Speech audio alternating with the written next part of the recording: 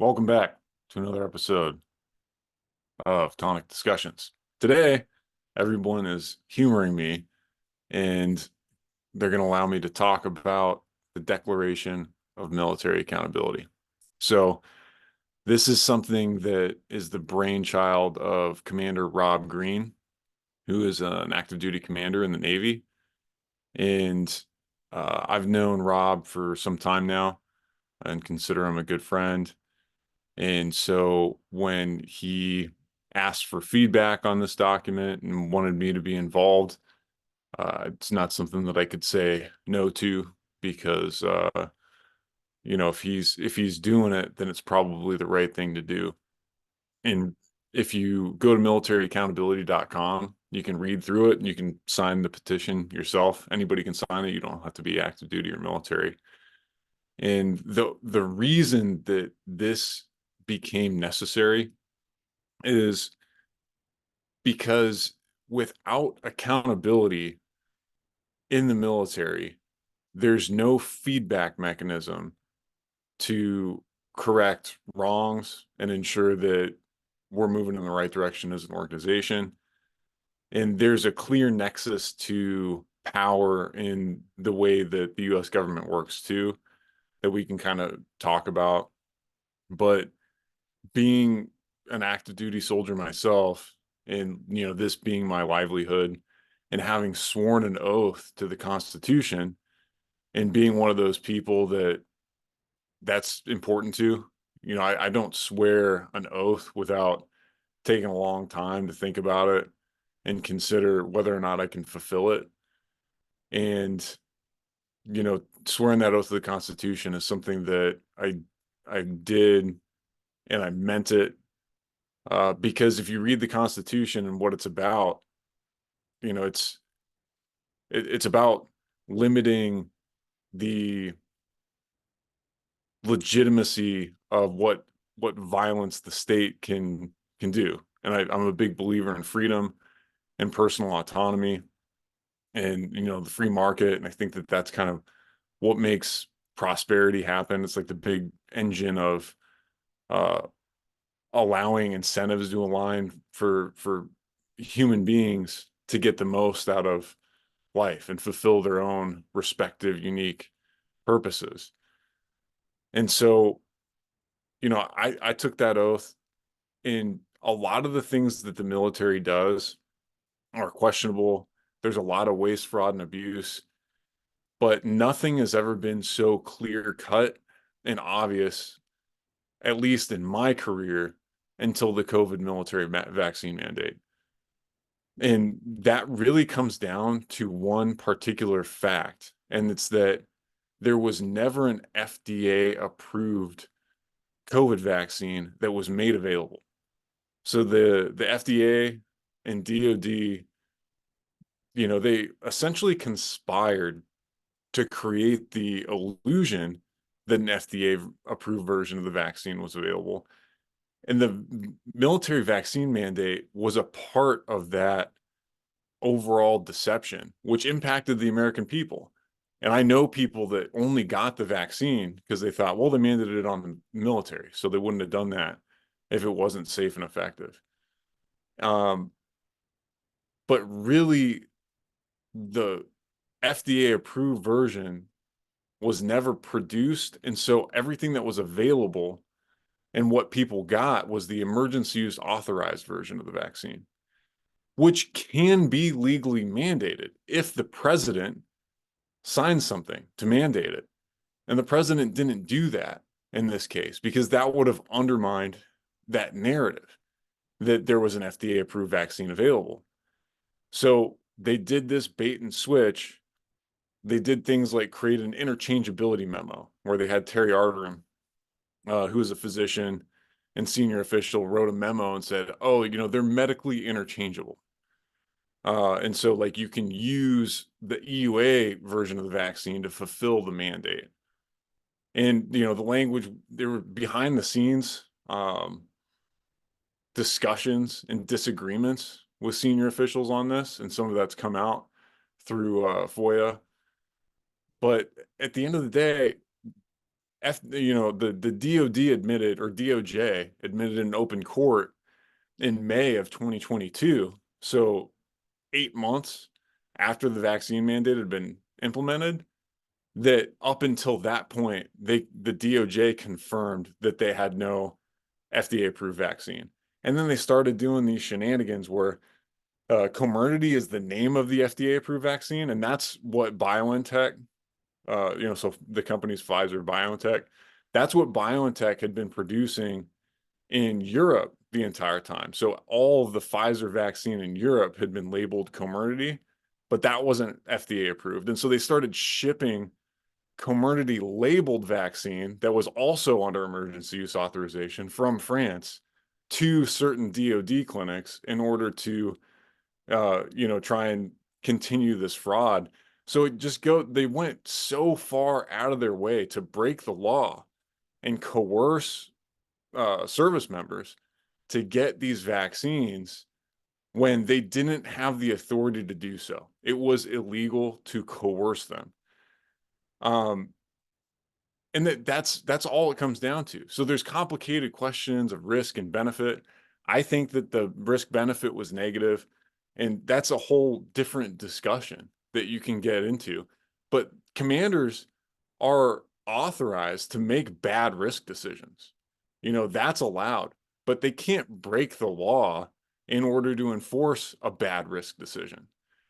So in making that essentially mistake in being so enthusiastic about getting shots into arms and deciding that the ends justified the means, they broke the law. And in the process, like this isn't just a trivial law. So we get really used to breaking the law and doing unethical things in the DoD for stuff that doesn't matter.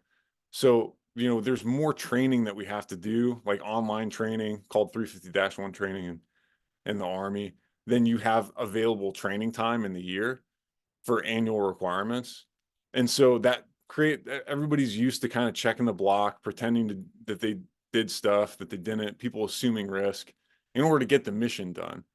And this environment makes it so that it seems like, oh, this is just a technicality, that it's not FDA approved, or like, I don't know, maybe it is. Like, who cares? The point is we're doing it. And the ends justify the means, no big deal. But the reasons for these laws tie back into the Constitution, which is the ultimate purpose of what we do in the military, is support and defend the Constitution against all enemies, foreign and domestic. And to undermine that central purpose, I think has created a spiritual crisis in the organization that, as I said near the start, it extends into everything else. It's not just this issue, but this is a clear-cut, black and white example of the DoD violating the constitutional rights of service members. And then you get into the religious accommodation process and how that, like, religious accommodations were systematically denied in violation of the Constitution. And now that all that's done, and the National Defense Authorization Act of 2023 got rid of the shot mandate, people want to think that it's water under the bridge. Oh, it's no big deal. That's all in the past.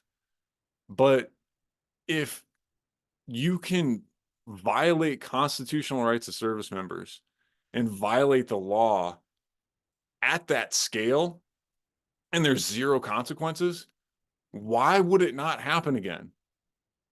What is going to keep it from happening again? I mean, this already happened with anthrax. The reason there's that law about emergency use authorized vaccines and them not being able to be mandated is because that was decided in Doe v. Rumsfeld in 2004, 2005 over the unlawful execution of the anthrax mandate. And that's a whole separate story. And so really, there's no way that we can fulfill our oaths as, I think, service members that are aware of this issue without continuing to pursue accountability. And that's all the memo that Rob Green wrote up, that declaration is about. It's saying, hey, like, we can't let this go we're required to keep pursuing this for the rest of our lives, until there's accountability for this particular issue. Look, there's lots of issues, but this particular issue, we know with a very high degree of confidence that the law was violated, and we're not going to be silent and pretend like it's all fine and that's no big deal. It's a big deal. It needs to be corrected. Or all these issues that we're seeing with DoD, I mean, it ties into recruiting and retention issues. I don't think any of those things can be resolved. And certainly, at the very least, I won't feel like I'm fulfilling my oath that I took to the Constitution without continuing to pursue accountability. So sorry for that very long intro, but you guys have any thoughts or questions on any of that stuff? Because it's like Yeah. I do have actually. I want you to keep talking a bit because my favorite part of that letter wasn't the sort of, I guess, the preamble explaining why. It was the what, like, what's the plan to hold these people accountable? yeah, so the language that we use in the military, because there's a lot of ambiguous circumstances where you have to get the job done, is it legal, is it moral, is it ethical? That's kind of the checklist that you run down um, as an officer if you're doing something that you know like a lot of times you feel like, okay, I mean, do I need to ask permission for this? Well, what am I doing? Is it legal? Is it moral? Is it ethical? Yes, yes, yes. Okay, execute. So really, the pledge is to do anything within our power that is legal, moral, and ethical towards accountability. Now, the proposed mechanism that Rob thought of is trying to hold individuals accountable via the general court martial convening authority. And so taking people that are retired, so like a lot of the people that promulgated this, some of them are already retired, many more of them are going to be retiring in the next couple of years. And so the idea and the assumption is, hey, once they're out, they're untouchable. And technically, in accordance with federal law and UCMJ, that's not true. They can be recalled from retirement onto active duty and court-martialed. Their retirement pay can be taken to zero. So there are mechanisms by which the individuals that promulgated this violation of the law and infringement upon constitutional rights of service members can be held individually accountable. Now, they can't be held accountable individually in terms of like a civil suit because of Ferris doctrine.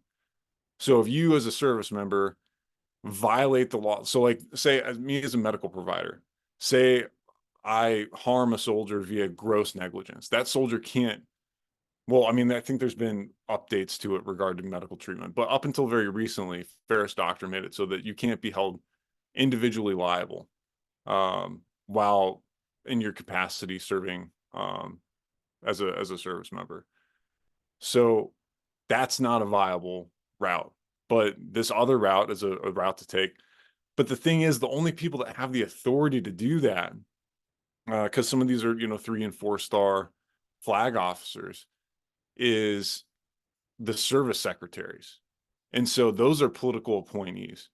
And so the implication is there have to be, it's got to be achieved through the political process. So through essentially the electoral process, where elected representatives and elected executives might have the ability to appoint service secretaries that then have this authority to hold individuals accountable. And it's going to be a long time horizon to accomplish. There's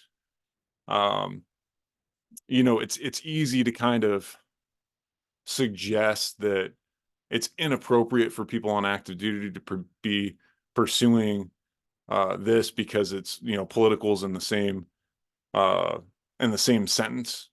But really, what's prohibited for active duty personnel is partisan political activity. And if it's partisan political activity, to support and defend the Constitution, then I mean that can't be possible that that would be considered partisan political activity. Because if it is, like it certainly would be by one half of the American political structure at least. yeah, but Like, literally it can't be, because it would introduce an irresolvable paradox where it's like swear an oath to the Constitution.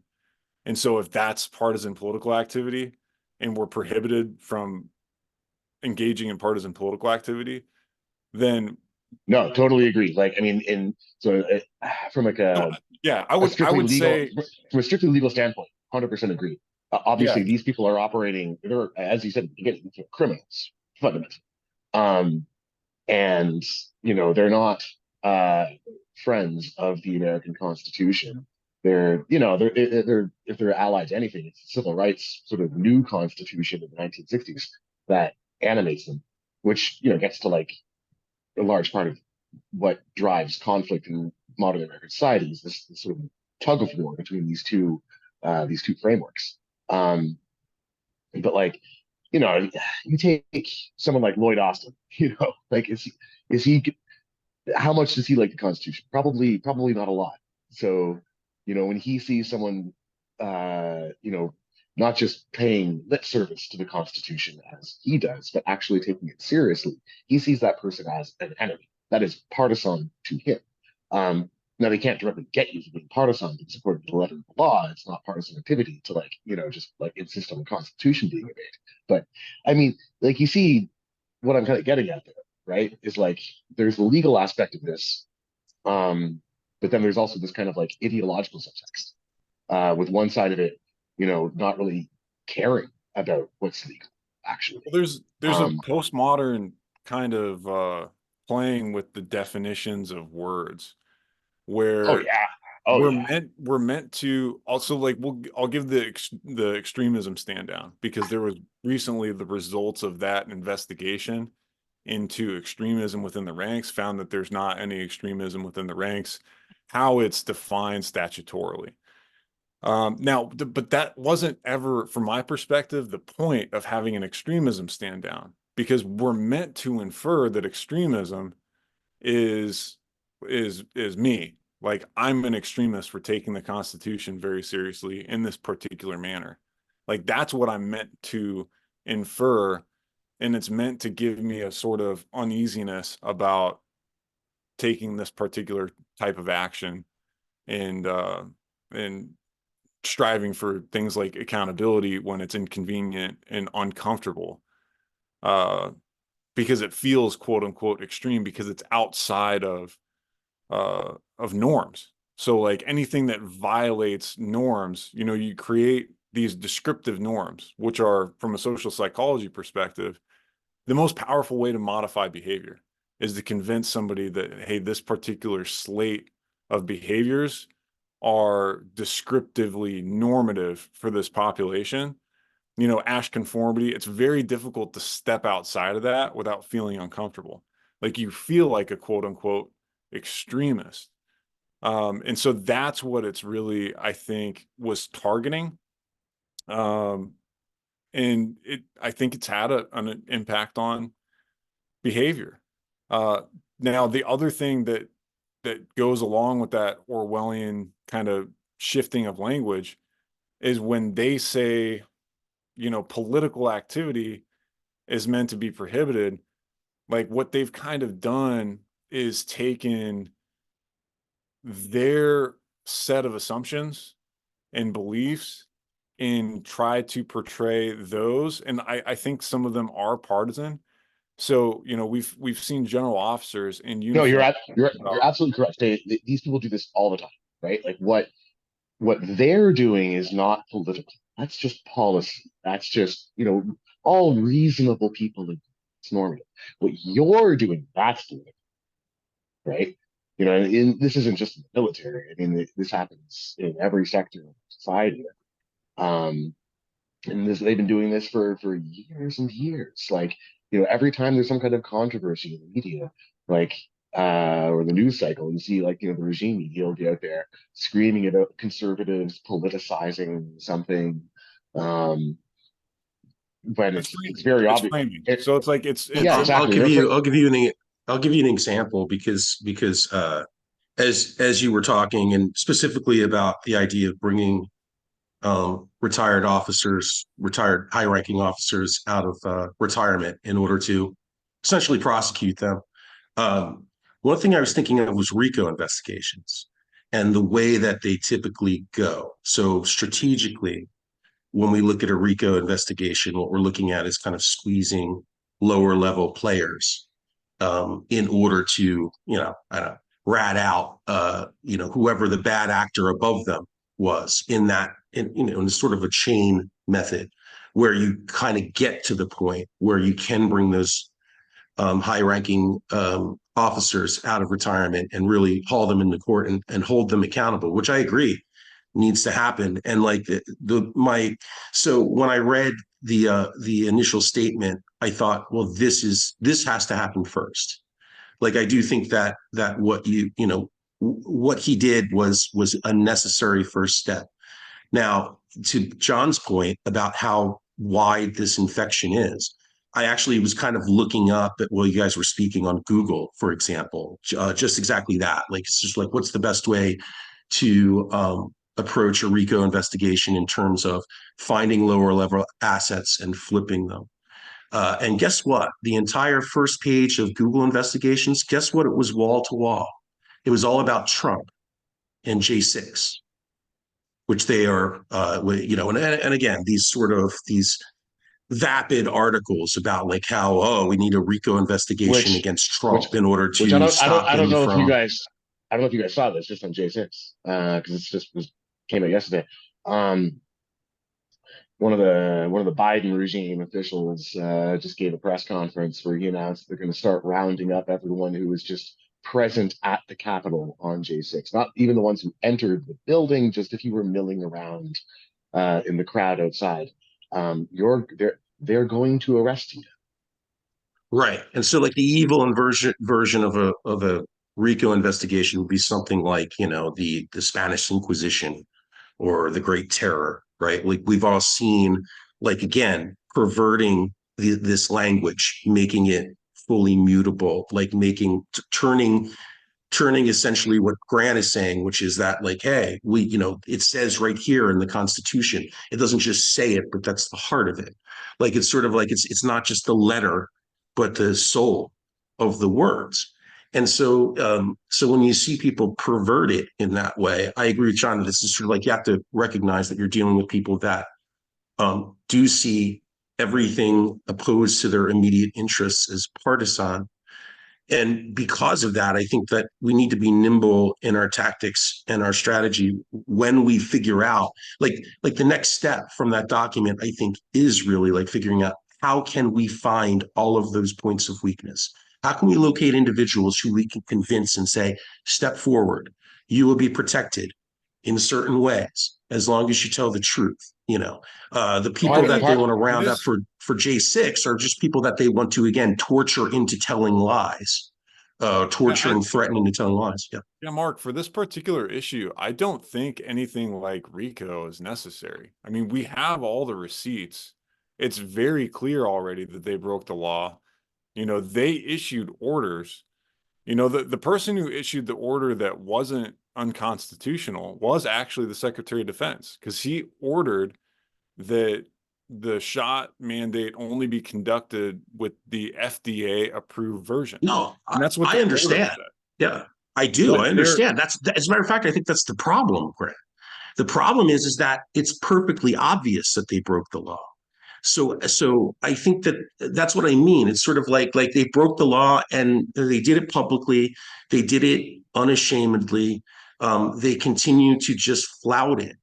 And so what I meant was something more along the lines of how do we find out who was truly compromised?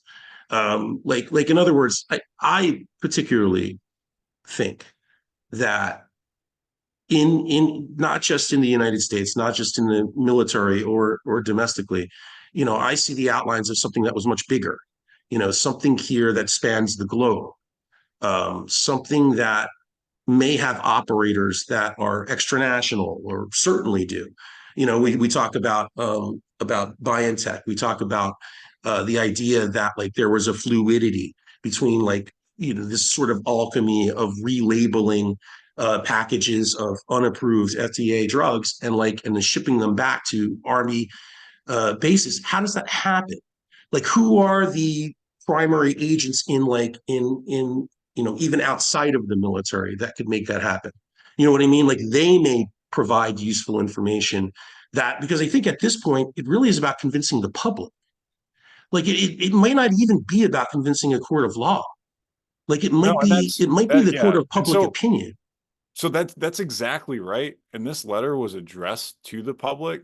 So in terms of a court of law, you know, that's the thing is we were convincing the court of law. You know, there were injunctions granted against the DOD. I mean, that's unprecedented. So this was getting demonstrated in court that constitutional rights of service members were being violated. And once that started happening, and then the mandate got rescinded by the 2023 NDAA, the DOJ went across to all those judges and they said, "Oh, hey, these are all moot now. We got to vacate these judgments because it doesn't matter now because the mandate's dead." And so like these massive precedents that were going to get set against DOD for willfully violating the constitutional rights of service members, like they've all, or the vast majority of them, have been vacated for mootness. And so that's why, you know, we don't have any longer the judiciary as a means of getting accountability. Like we were getting accountability via the judiciary because it was so egregious.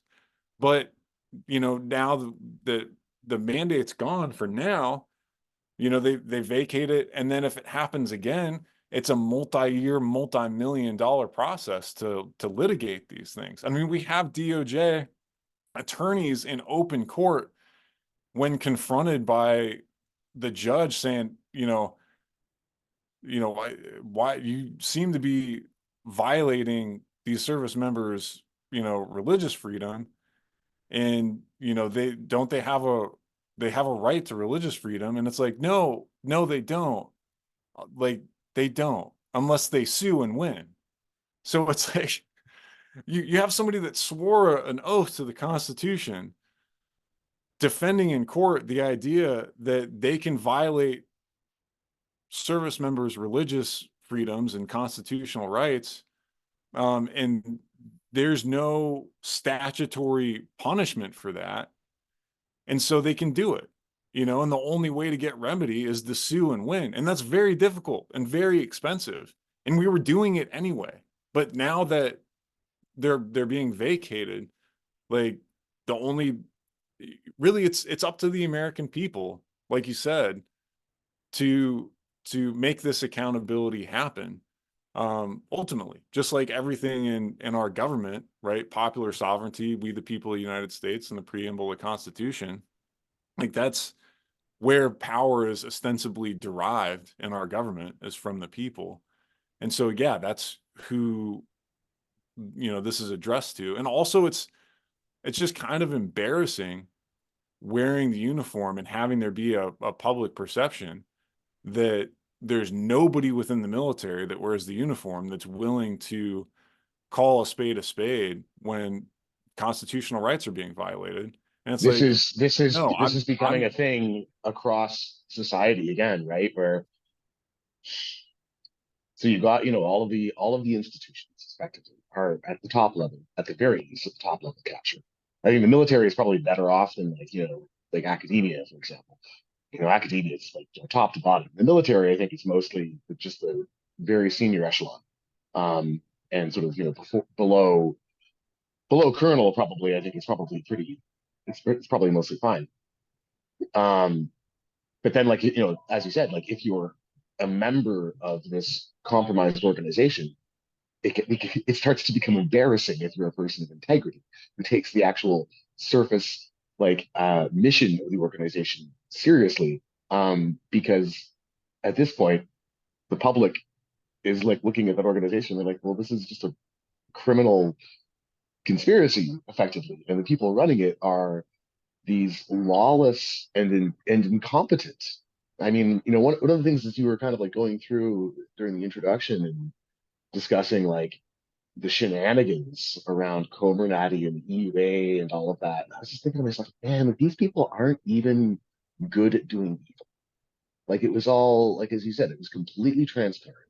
It was very obvious they were violating the Constitution, right? And they just didn't care. Or like another example of a similar kind of thing is like we recently had like last summer, a Supreme Court decision saying, well, yeah, universities can't be doing affirmative action for admissions. And the universities, do they say like, oh, I guess we'll stop doing that? Oh, hell no. No, no, no. They were just like, okay, well, we're just going to get rid of, we're just going to stop looking at grades and just go, we're just going to like look at essays instead and like basically continue doing affirmative action. Fuck you. Like, um, and it's just, or and then the big dog, big elephant in the room is of course what happened in the 2020 election in front of the whole world, right? Like no one outside of like Democrat voters in the US actually believes that that election was not stolen. I mean, the Russians are just openly in their like civic education textbooks.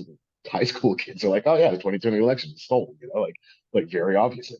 Like it's a joke to everyone else in the world. But and these people they did it like in plain view. It was like they like looked us in the eye with their hand in the cookie jar, dared us to do anything, right? And of course, very little did get done in practice. They got away with it. And they've continuously got away with these things, which has made them incredibly brazen, and like they. So how do you hold them accountable, right? So you've got this very expensive, time-consuming, very difficult means of like going after them legally, which is certainly one avenue to pursue. Um, and you can maybe you might even be able to bring down a couple of people by holding them like personally accountable. I think holding people personally accountable is actually a really powerful weapon against these people because they're used to just kind of blending back into like the bureaucracy, like kind of like passing responsibility along to committees, or I'm just taking advice, or following policy or whatever, and never having to personally account for their actions, and sort of isolating them, personifying systemic problems with identifiable faces, especially when they're not terribly sympathetic, and then collecting those scalps, like just happened to Claudia Gay, for example. Is pretty powerful from a sort of propagandistic standpoint, especially because it makes everyone else in the organization go, "Oh God, that could be me next," right? It puts the fear of God, and it puts them in the defensive. You know, like if you could bring down like Lloyd Austin or General Milley or something, like, oof, man, like that would be huge. Yeah, it's not so much about bringing people down and trying to use things as a weapon, but it is absolutely about introducing risk. So senior officials, they I think get a little bit too obsessive about evaluating risk. And if the risk equation is all hey, going along with what my boss wants is high Yeah, risk, or going against what my boss wants is high risk, and there's yeah. no risk of going along with my boss. Well, It could be Afghanistan, illegal. It could Af be illegal. There's no risk. take There has to be some risk.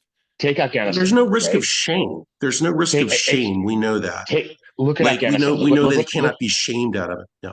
Yeah. Look what happened with Gotcha. Afghanistan, right? So like, um, the only risk for anyone in senior echelon was like any of the flag officers was, as you said, Grant, going against their boss, right? Like violating political orders. Man, like, there was a time, maybe not that long ago, when if the general staff had have messed up that badly, lost that badly, like they would have fallen on their swords. Like out of, as Mark just said, shame. you know, like they would have dishonored themselves so badly that they would have been like, okay, like I'm just going to kill myself, right? And these people like, but nothing happens to them, right? And this, I forget his name, but the colonel, during the after the pullout from Kabul, um, and you know he was severely punished for going public and saying, wow, like there needs to be some accountability for this amongst the senior military leadership. And they just like, you know, they just yeeted his pension away. It's effective. I think he court-martialed or something. Yeah. So And I mean, everyone that's saw this, and it was like, oh, okay, so like, you know, the people who point out the lack of accountability are savagely punished, and meanwhile, the people making the terrible decisions, getting people uselessly killed, wasting huge amounts of money, embarrassing the country on the national stage, and so on and so forth. All these like just incompetent political operators, like they're rewarded with like, you know, $1 million defense contracts.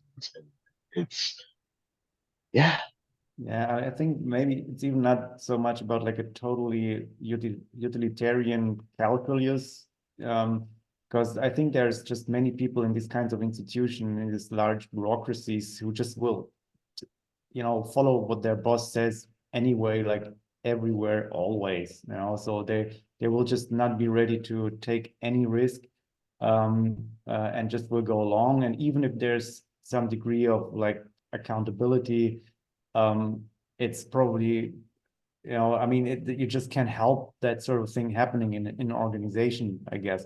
But some form of accountability, even if it's like a certain feeling that, yeah, maybe they'll go after me, even, you know, when I go out of here or be retired, I think it's gonna push those over the edge, maybe who already kind of have a bad feeling, right, with certain decisions and certain developments, who might be like, yeah, I'm not really, you know, cool with that, but yeah, I mean, it's just too high risk to go against it, or I don't want to upset my boss and don't want to be like the guy standing out, you know, and upset my life, that kind of thing.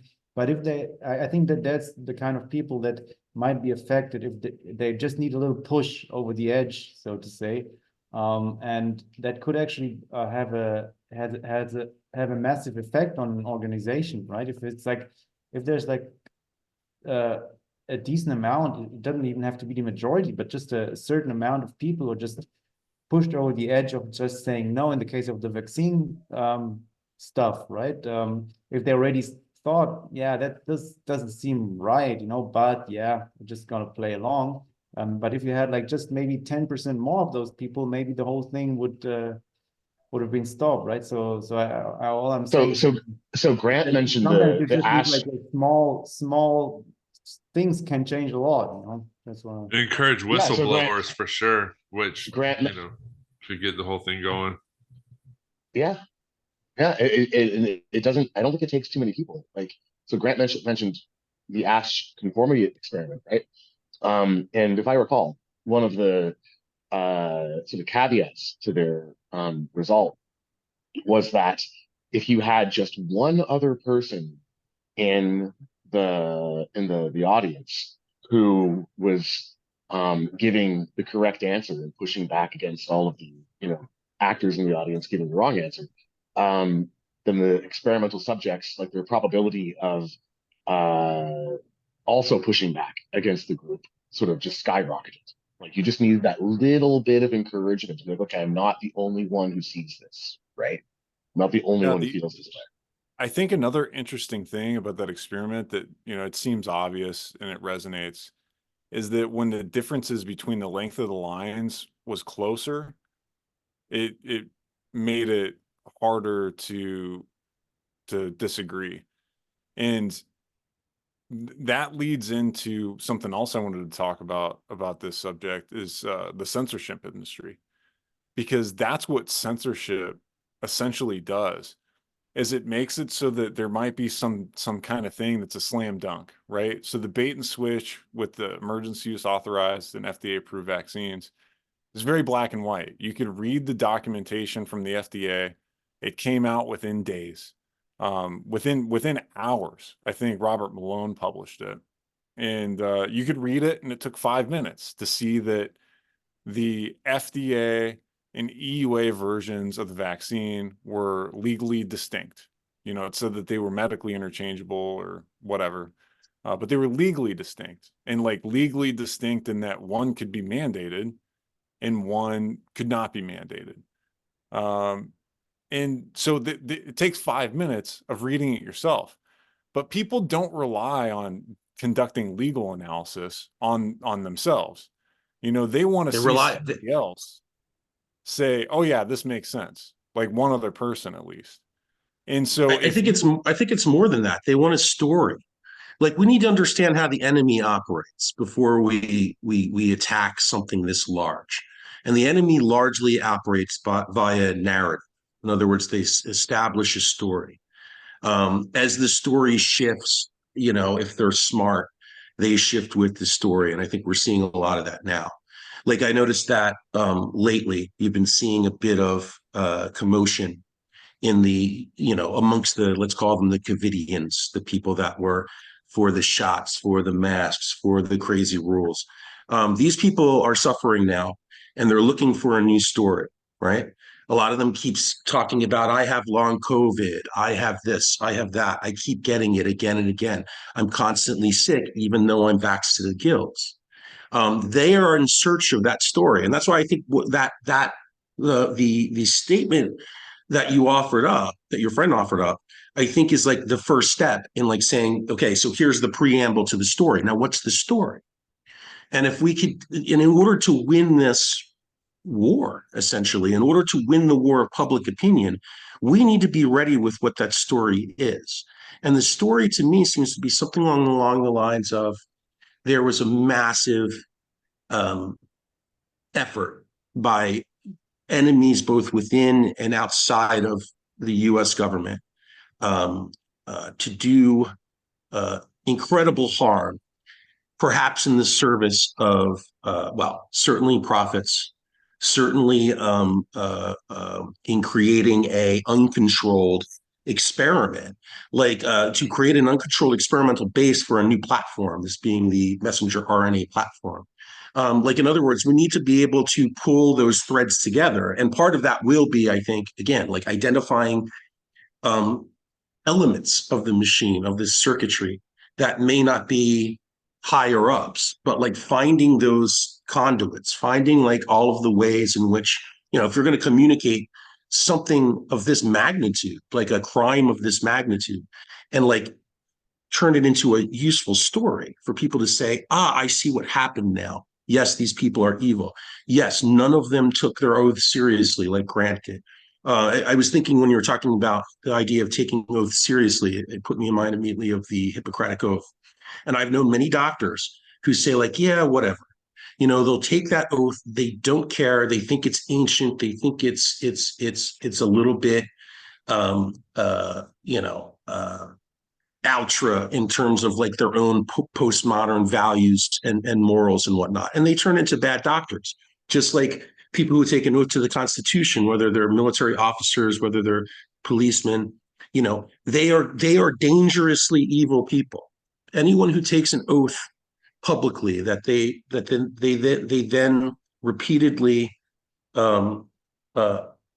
abuse or ignore, like these are people that are evil. And when we turn that page, like when we get people to admit that an act of great evil was done not just to military servicemen and women, but to the whole of the world, is when I think accountability will arise. You know, and like I think at that stage, then we can talk about, okay, well, what does that accountability look like?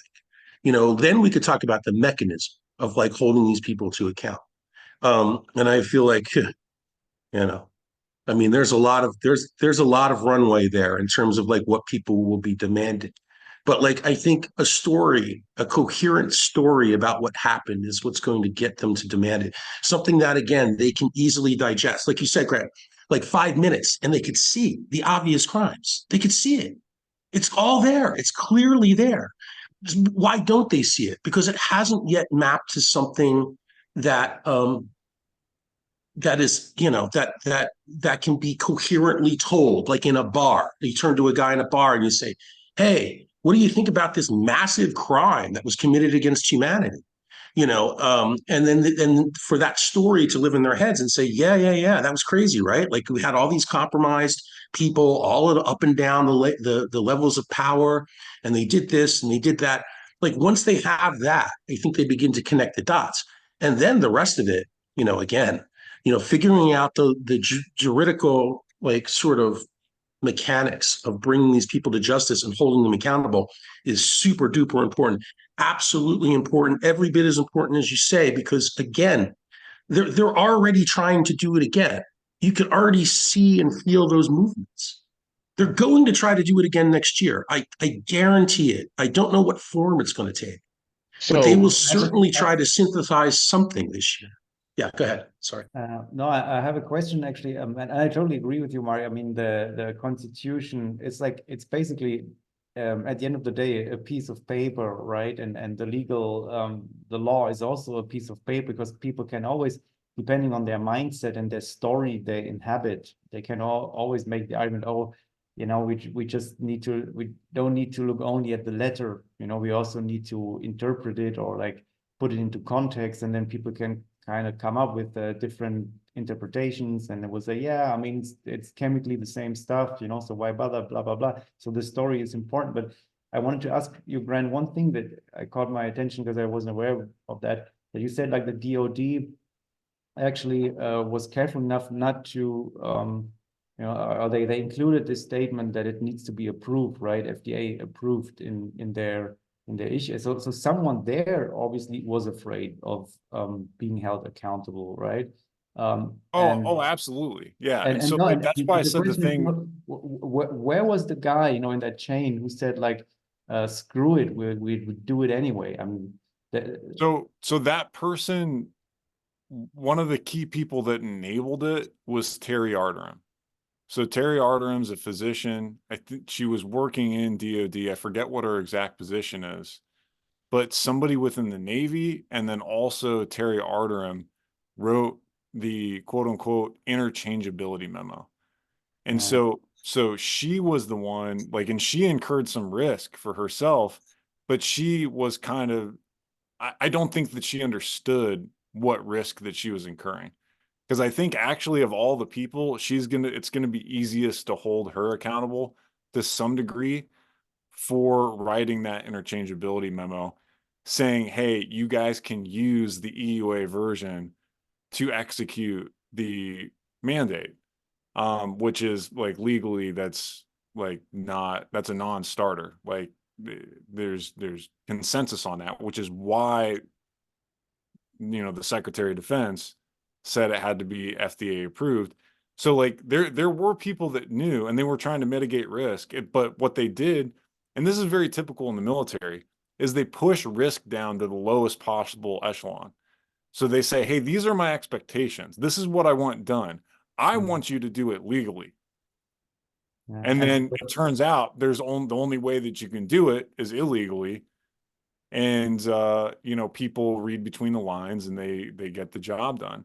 And so like one of the weird things that happens in the military is, we all have evaluations, and our promotions are dependent upon these annual evaluations. And what happened in this vaccine mandate era, since not a lot of training was going on because it was all shut down because of COVID, the number one metric that raiders started evaluating their subordinates on was vaccine uptake in their in their troops, the percentage of their soldiers that were vaccinated against COVID. And so that just created a massive perverse incentive for pressure at every level, because it was at every echelon. So it's like you had first sergeants and company commanders that were irritated and annoyed that their troops wouldn't get the shot. So like at that level, they do really, really egregious things, like they don't approve leave, or they put you on shit details. Such a dysfunctional madhouse. I mean, this is crazy. or they exclude you from the rest of the group. Like they socially isolate you. So it's like, oh, you're not allowed to participate in this. And so like stuff like that, it's clearly illegal. It's clearly retaliation. But since it's all diffused and it's all being done at the lowest possible level, coordinated by the shadow policy, very difficult to enforce because junior soldiers don't necessarily know how to file an EO complaint and word it correctly, so that it doesn't just get dismissed out of hand.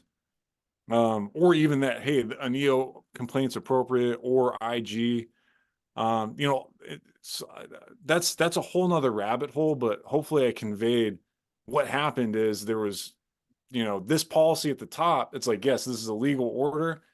But what that legal order was, it was stating his desired end state. So the SecDef's desired end state was to get shots in arms. He didn't say that explicitly. He said, you know, do it with an FDA approved vaccine, but that was his desired end state. And so everybody fell in line to do that. But then I think the other issue, like to get back to the censorship thing, is that, you know, we have these different worlds, and like we're all in this group. We're in a different world with alternative media, and you know, we're all, you know, quote unquote dissidents, you know, to some degree, because we don't get our news from the mainstream media. You know, we have a different perspective that's outside of that controlled narrative. Senior military officers are mostly not like that. They don't have time to be delving outside of what's on CNN and the early bird that they get in their inbox. You know, so if there's a massive censorship apparatus that is actively suppressing these narratives, so like the fact that an FDA approved vaccine wasn't available, then how are they ever going to find out about it? And then when they do, they can't believe it. You know, it's so I'll give you an example that I experienced personally. So the company commander that counseled me for the shot mandate when I, you know, submitted my religious accommodation, was like, hey, afterwards, he was like, hey man, you need anything, just let me know, you know, just let me know. And so a couple days went by and I went, actually, yeah, you know what, I come down to the vaccination site with me. I don't think there's an FDA approved vaccine available there. And he just goes, I find that hard to believe. I was like, well, you said you would, you know, anything I needed, it would take like an hour, you know, just come down with me and check. And he's like, nah, it's like, there's no way, you know, and they didn't. Like they didn't have the FDA approved vaccine available. And this happened with, so like there's that kind of mentality, and then there's the people that are senior that are very just cynical. So another guy that had believed me 100%, and I was talking to some medics and I said, hey, you know, I'm concerned that they don't have this FDA approved version. I was curious if you guys provided the feedback. And he's like, you know, and he talked to me afterwards. He's like, look, nobody cares, man. I was like, but it's illegal. And he goes, nobody cares. And he's retired now. He was in the process of retiring, but he's like, dude, nobody cares. It doesn't matter. They don't follow the law. And so you have these people that are like true believers that, because of confirmation bias, you can't penetrate that confirmation bias because you just don't have the credibility as an individual, where they have this massive wall of essentially propaganda that's shaped by this massive multi-million-dollar, multi-billion-dollar censorship apparatus. With So what you just described there, Grant, is you basically have, like, you know, three sort of broad groups, right? You've got your normie useful idiots who, you know, they're too busy to do their own research, for example. They just believe whatever they're told. You know, they're just kind of credulous, almost because they have to be to do their jobs. Then you have the cynics who do see kind of what's going on, but like they're just like, I got mine, you know. What are you going to do about it? And then you've got, like, you know, the actual criminals who know full well. That's exploited. Yeah, but even the quote unquote criminals, they like, I don't think that it's that black and white where they, I think it's the self-deception is the norm. I think sure. See, but especially in the military.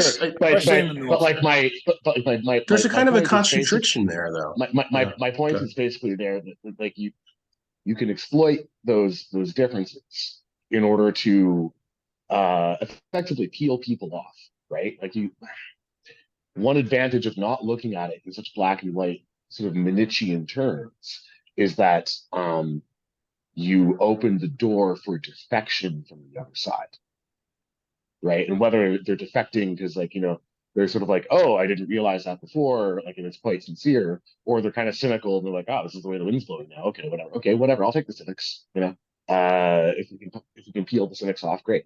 And Well, isolate yeah, the That's I'd the say there problem weren't, with the ash. Yeah. Okay. I say there weren't criminals, but there was another thing where I had asked one of the attorneys that I knew, like right when it happened, I said, hey, I don't think there's an FDA approved vaccine. He got with the public health commander at our local military treatment facility and got back to me and said, no, he says that they do have Comirnaty, which was just a straight up lie. And so it's like that individual knew, like there were people that knew, but I think for them, it was the noble lie where it's like, well, this is going to save lives. And it's like, well, that's not how the law works though. And that goes back into, epistemology and like these things that it seems like nobody cares about except me, but like there's a, like, how do we know what we know? And like, what gives you the authority to infringe on somebody else's rights? And So it's that's like, like it's it's a very delineated.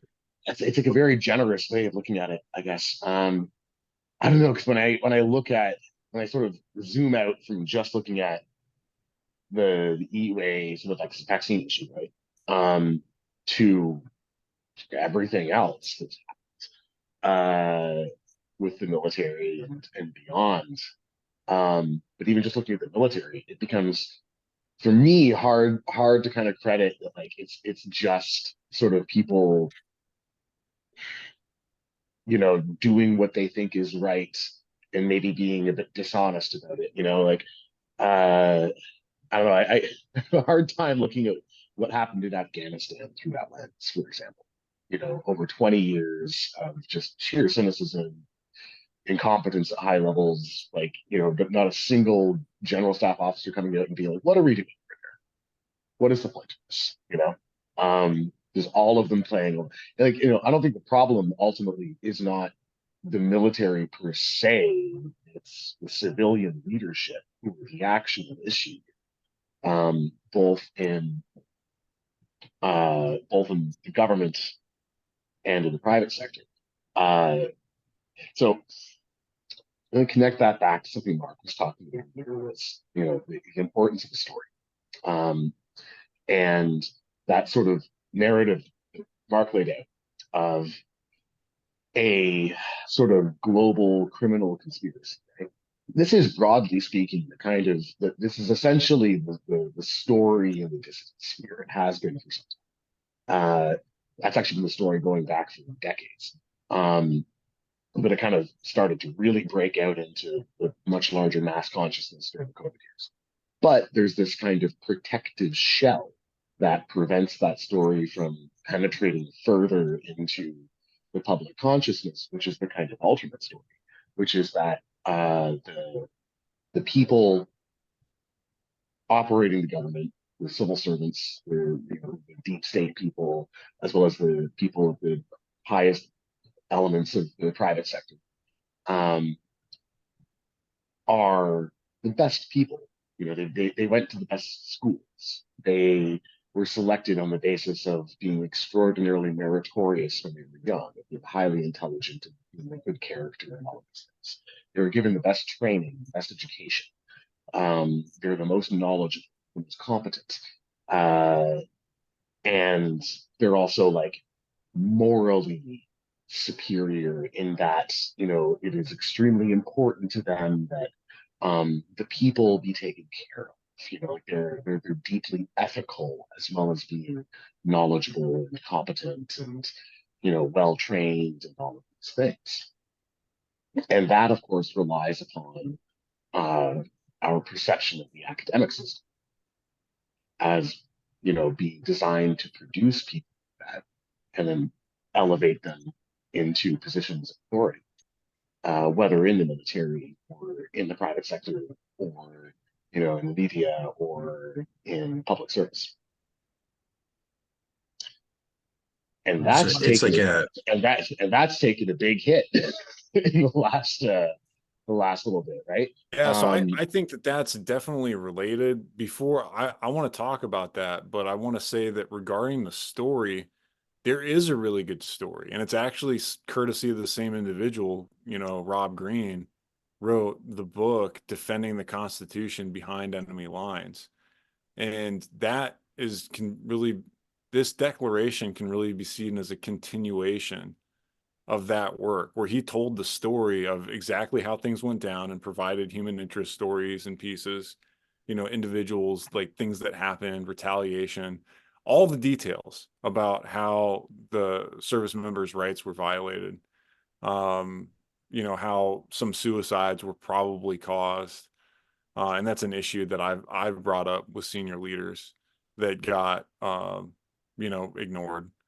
And so like there is a good foundation for a story, and I definitely recommend anybody interested read that book, because it's a really it's a great book. It's a I think it's under 200 pages, and it's well written and I mean, captures the story of what happened in the military context. But to good and to I'm claiming that it's not, Grant, but like maybe, and this is a horrible thing to say, but or even to think about, but maybe that story is too niche in the sense that we may care about it, and meaning the people that are in this conversation right now, oh yeah, yeah, and that there may be absolutely, a yeah. significant portion of the military that cares about it. But like, and this is another horrible thought that I just had, is that we are going to need, in order to get the accountability that's required, we are going to need to convince some progressives to come on board. And that means, frankly, people that, you know, would use the Constitution as toilet paper if they could. These are some very dark souls, people that have been under a spell for generations in many cases.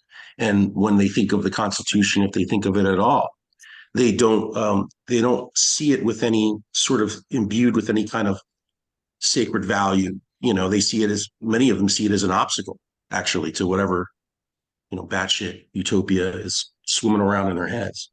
It's just But nothing like, but nevertheless, white supremacy and patriarchal right, privilege right. and so on. Yeah, right. Strangely enough, though, I think that we need them. And the only way that we can reach them, I think, is through, again, this is a terrible thing, but I don't think that they care about anyone outside of their own lives at this point, outside of their own circles, outside of like what affects them directly. And so I think like the part of that story has to be in line with what they will accept as a version of a crime. And that would mean like, well, you know, I know some progressives who have talked to me about like how many people, how many young people they've known over the past 2 years that have died suddenly, of course, from cardiac events, from strokes, people that were in their 30s and their 40s that were healthy, some of them athletes. You know, it's like it's As a quick aside, 'cause I don't watch a lot of yeah. television, but I was visiting my grandfather recently. You know, old man, so he watches television, and so there was like an ad, um, talking about how coronary heart disease can strike at any age, and it's like, you know, emphasizing like, you know, 20-year-olds dropping dead of like heart attacks and strokes. I was just like, it's like, wow, you know, like TV ads in 2023. That's we've come a long way, baby. I mean, you can't convince them all. By the way, a lot of them are just beyond any sort of rational thought or reach. What they do is they look for, they even unironically call them like thought leaders and shit like that. Like it's very fucking Orwellian. It's very bizarre. It's right in your face. Like what we need to do, I think, is to some degree identify like, well, who is it that they'll listen to these days? Is it Bill Maher? You know, Rachel Maddow? Like, who do they listen to? Who is it? How is it that they receive their narratives? And identifying those potentially weak hinges, you know, maybe yeah. greasing them up a little bit. Like that might be a way to like turn the tide.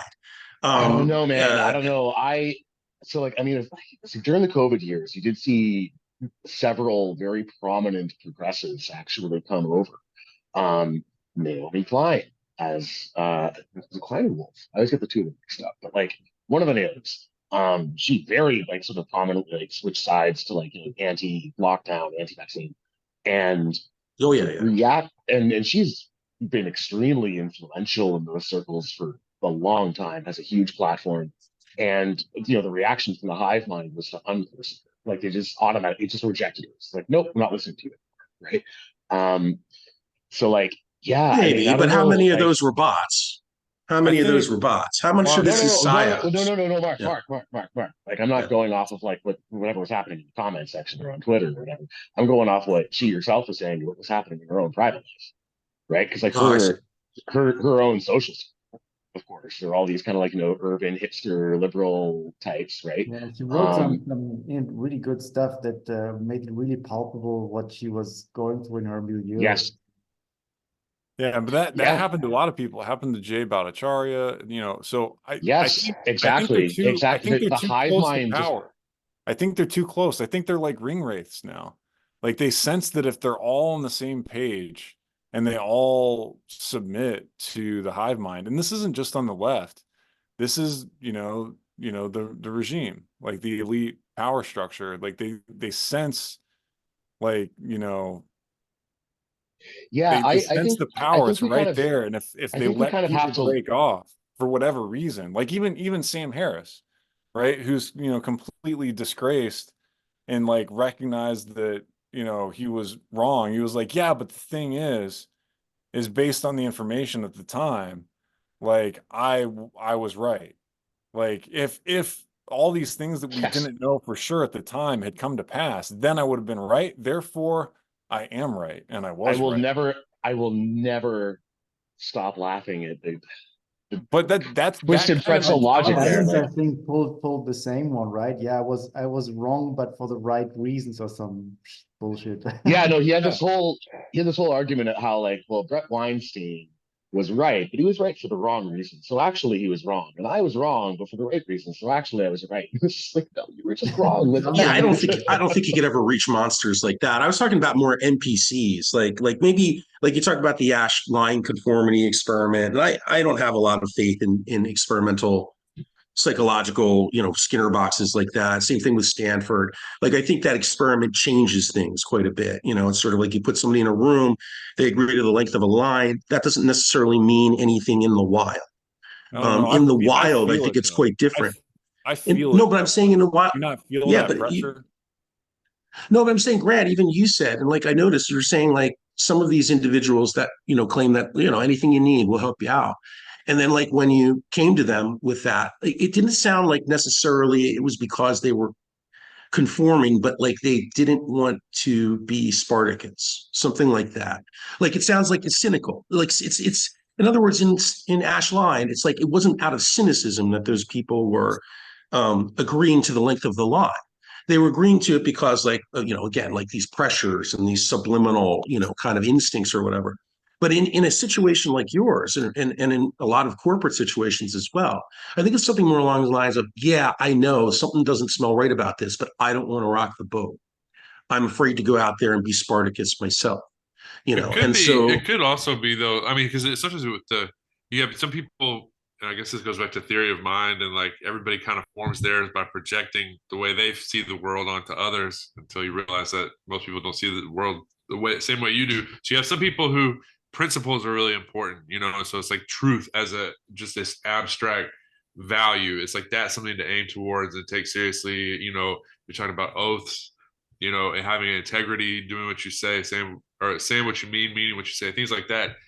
And so you have people there's that. Then you have other people. It's like, um, a social pressure. It's like they kind of what's foremost is going along, and they don't really take the oaths or the abstract ideals all that seriously. It's just more like, and so those people I don't think you'll really reach until the whole thing is already tilting the other way. Like the people that are primarily motivated by social pressures. It's like it's once the tipping point's already been reached and people are already moving in that direction, then they'll go along, but they won't lead it in any way.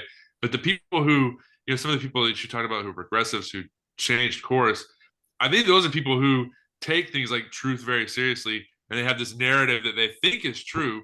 And then at some point, I mean, because you know, COVID was an example, or Iraq, you know, the lead up to that is an example where you have people appealing to your sense of some moral value, you know, whether it's patriotism or whether it's, you know, protecting others, you know, being a good member of society, that kind of thing. Like, and then you may think, if you have this principle that's then weaponized against you by somebody using basically guerrilla morality, you know, they don't share the moral value, but they appeal to it to use it against you, to manipulate you to do certain things. Once you start to see that, okay, this isn't true because too many things that they're telling me, you know, like with COVID, I mean, there's one thing after another that just was a sign that you had been lied to, that, you know, the things that they said were true were in fact false. Predictions that they made kept not coming to pass, and then backtrack on and reword, whereas the so-called conspiracy theorists kept calling it, and it would come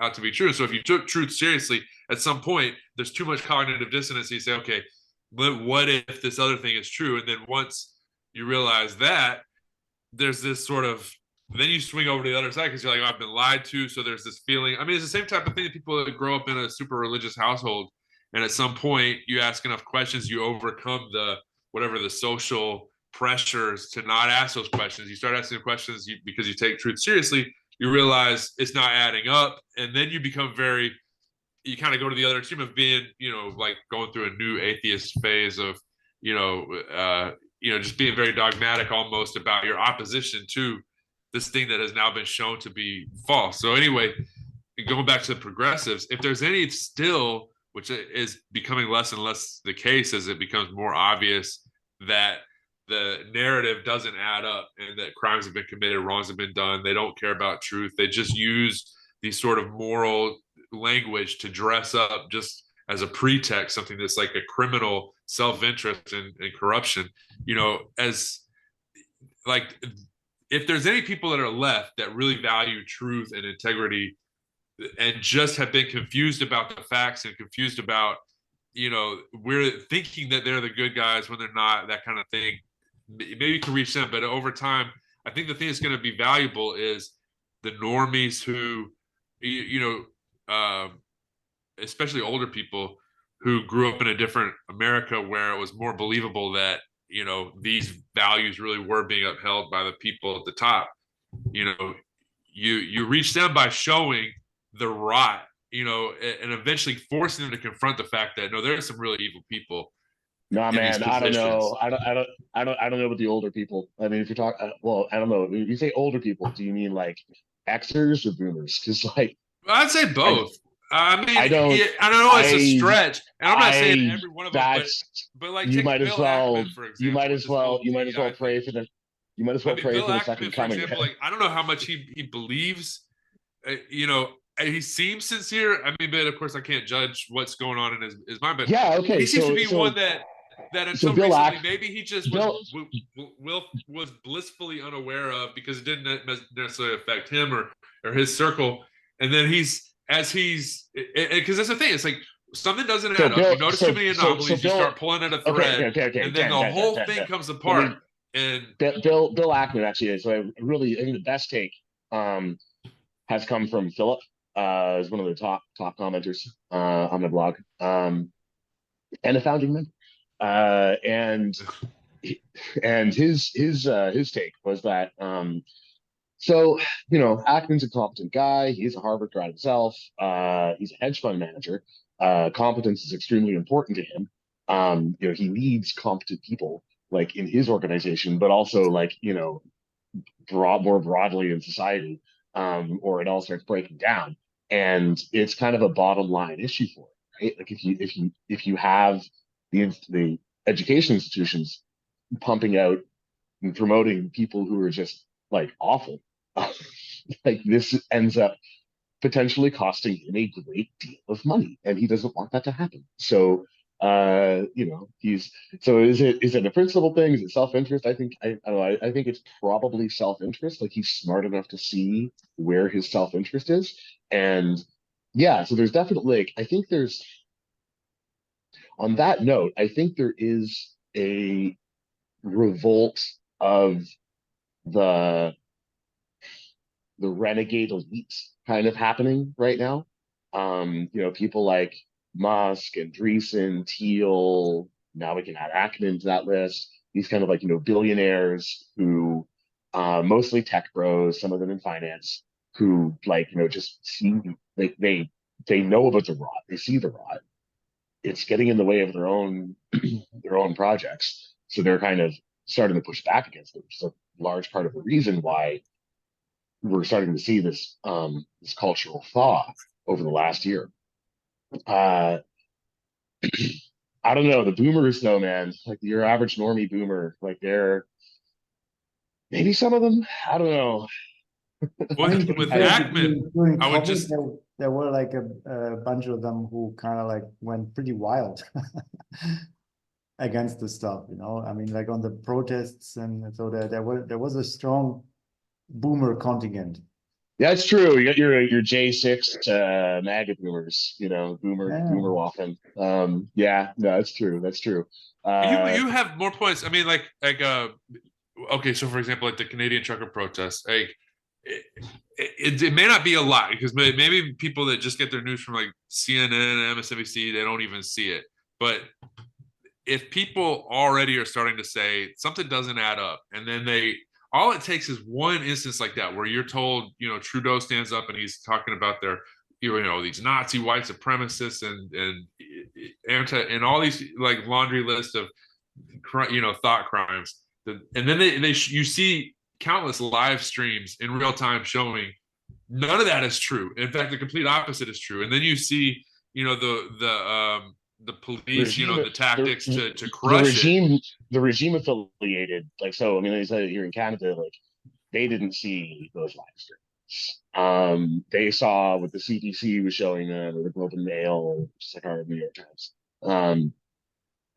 And, in Ottawa, especially, I mean, like Ottawa, the sort of population there, they all work for the federal government or for contractors with the federal government.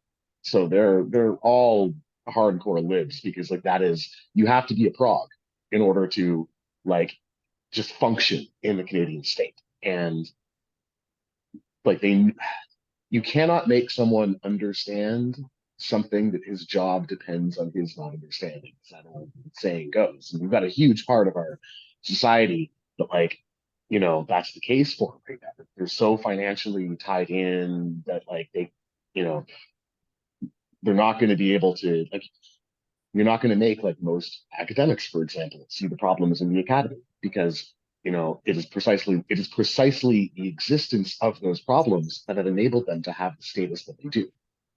Similarly, inside the government, similarly inside large parts of the corporate sector, people who aren't part of that, who actually are, I think, in the majority, I think can certainly be made to see things. But a large part of getting an effect out of that is dependent upon removing the legitimacy of the current power structure, but also removing the fear in the current power structure.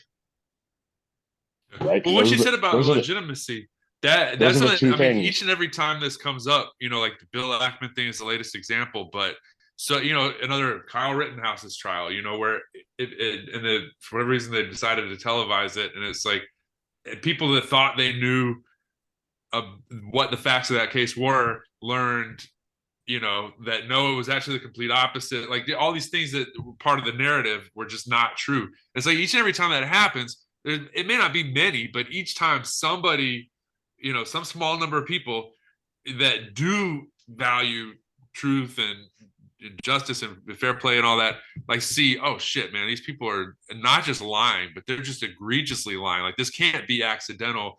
And every time it just adds a little bit more and a little bit more. I agree. I agree with Daniel. Like I've noticed that too, particularly in Rittenhouse, where there were some people that stepped forward suddenly and said that I did not expect, that had been up until that point, issuing these full-throated sort of propaganda screeds. And then once they saw the trial and they saw the video, they said, "Oh shit, I was wrong." Yeah, and like it may just be a drip. Like, I think I don't think. the slope is headed our direction in many ways. Yeah, We should take advantage of that because it it's not going the other absolutely is. way. The other It side isn't absolutely is. getting converts at all. It is Yeah. an attrition But on I their think side. I think Yeah. you're right. I mean, and I think there is a slope there, and you know how I imagine it to work in a sense. It's like it's almost like because Grant was asking like where do these narratives come from, right? Like how does the NPC get his like microchip update, right? That sort of thing. And I mean, you can always obviously say like, oh, it's the mainstream media and stuff, but it's actually hard to kind of put your finger on it, right? It almost feels like it's like sort of a morphogenetic field or something like that, right? Something that is in the air, some kind of cloud, you know, that people just instinctively tap into. That is this whole like regime narrative, you know, whatever the topic is, and it's almost like a spell, right? And I think there's really something to it. But you know, if it's something like a morphogenetic field, then it's also the case that I mean that you know these things form because of habits in thought and action, right? And it's almost like a spell that is derives its power that from the I fact think what that many people do that sort of thing, right? And think that sort of thing. And once you and that's why you have this phenomenon, right? Once you break free of that spell of this weird cloud, right? Then suddenly, you know, it's not just one topic. It's like, oh my God, you know, like, and I mean, there's a danger that you can spin out of space, you know, like go nuts, you know. But if you cross that threshold, you know, and you don't go nuts, and then you actually, you know, are on the right track.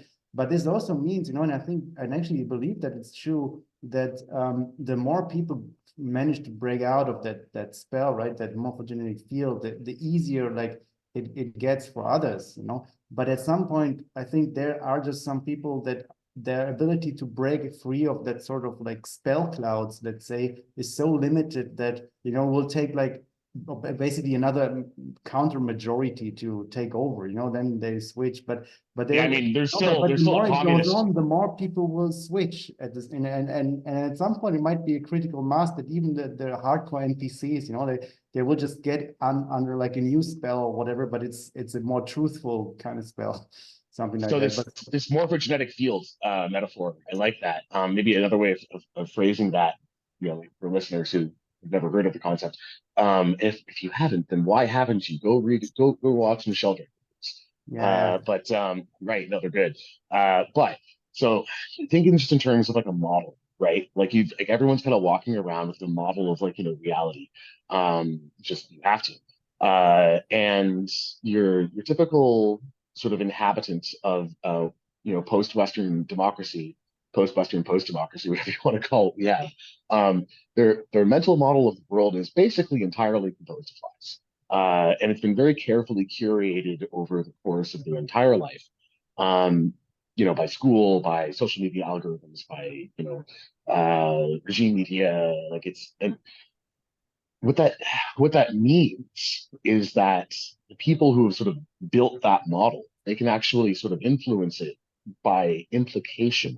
So to use the concrete example of Kyle Rittenhouse who was talking about, there were all of these libs who were convinced that Kyle Rittenhouse was a white supremacist who had been, you know,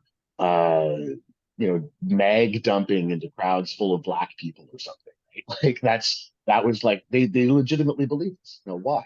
Did CNN ever come out and say Kyle Rittenhouse shot a bunch of unarmed black people? No, I don't think they ever actually did. They didn't have to because they understood that this is the model that had been the nature of the model that their audience was working with. So they simply, all they had to do was sort of by implication, by not mentioning the names or showing the faces uh, um, of his assailant,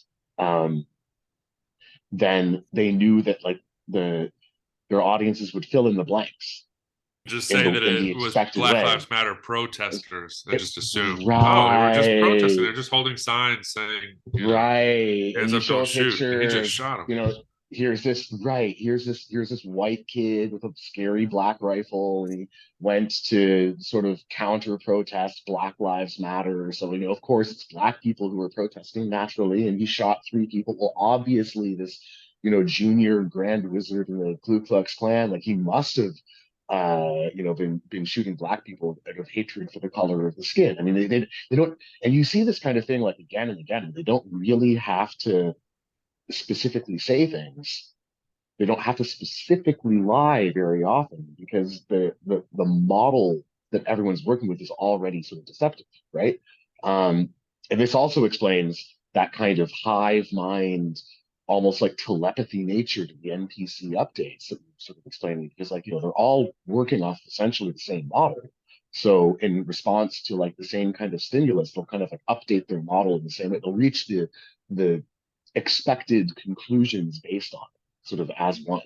And then of course it's like, so some of them can be reached by actually showing like forcing them to confront like, okay, so your model said this was the case, but here's what actual reality looks like. And maybe, for some people, like that actually gives them enough cognitive dissonance that it kind of breaks the hold of the model, and this being the spell is broken, and then they can start putting together their own model.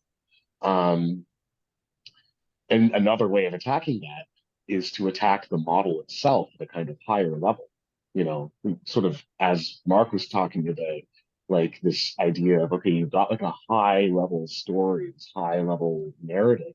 Yeah, one example that just comes to mind, with this higher level things that can change minds, one thing, for example, during the COVID stuff, you could see that when they showed like dissidents or anti-COVID people, they were really careful to pick like the totally crazy ones, right? And even those that they kind of featured in the media or something. That in Germany, for example, there was this crazy vegan guy, and he spiraled totally into conspiracy, like crazy land, and so they kind of chose him to, he was a big deal in the media and stuff. And I think one of those higher narratives that can work is if people see dissidents, so to say, right, who have like show serious signs of wrong thing, and they actually see that they are like often like very highly educated people, totally sane, just normal people that they can relate to. And oftentimes this kind of thing shocks people, right, to see that, yeah, I mean, this guy is against vaccines, and I mean, that kind of destroys their model, John, as you called it, so it might even work better sometimes, to think a bit more high level than to just, counter with a fact, and get into that sort of mode. So, I mean, I think it needs to be attacked at multiple levels. But it's like not just one, like it's sort of like, so there's a higher level, but every level should have something like a narrative attached to it, like each and every level, including the one that Grant's describing.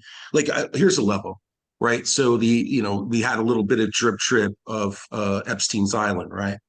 And so most people know that. It doesn't matter, you had to be living under a rock to not know what they were talking about in any way, shape, or form, what that meant. The idea that that very powerful people were potentially, well, not even potentially. I think most people that you would ask, most sane people, would say, well, yes, this was these people were obviously compromised. Now, who was compromising them? That's the next question. And if you can answer that question effectively and say, here's what was happening, right? We even have now, certainly we have a connection between biotech, some clear connections between biotech and Little St. James Island, for example. If you can, this is how conspiracy, like the so-called conspiracy theory, just becomes basic, obvious reality, is that you point to it and you say, here, you want to look who is the ultimate supervillain? People are already primed for supervillain stories. They already are ready to accept that there are evil networks in the world, and that in command of these evil networks are very, very wealthy and very sinister people.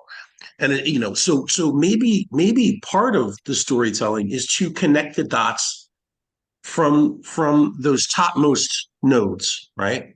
I'm talking about Robert Maxwell or someone like that, to connect them back to things like the military and the community contracts and all of the business that went on there.